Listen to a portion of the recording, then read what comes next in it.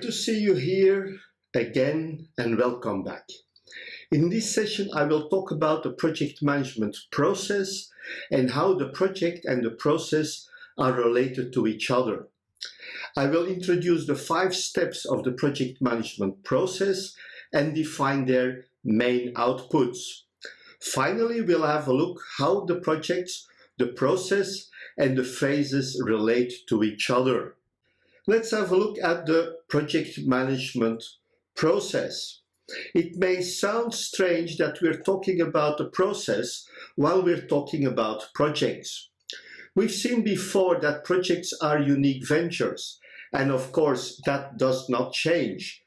Processes are still repetitive and projects are still unique ventures that are limited in time. Nevertheless, when you look closer at projects, you will see that all projects go through the same steps time after time. These steps are represented in the project management process, which is of course repetitive, since each time we start a project, we go through the same steps. People familiar with operations and process management know that a good process gives repetitive good results. That is the reason why a project management process was developed, to identify how success can be repeated.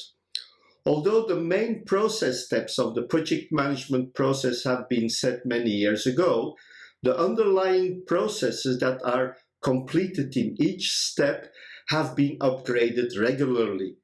When you would compare the different versions of the PMBOK, you will discover that the different processes are grouped in so-called knowledge areas and are allocated to the different project management process steps. The exact processes and the order in which they have to be executed are changing depending on the knowledge and experience of many experienced project managers worldwide.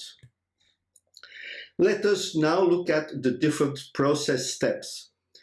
The first step of the process is the initiation. The second is the planning.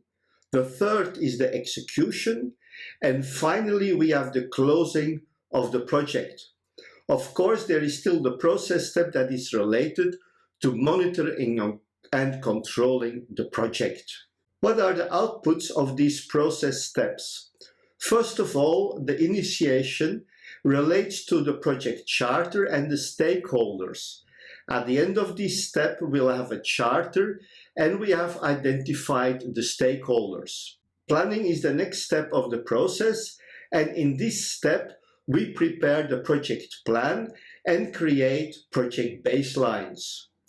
In execution, we execute the project and create the project deliverables.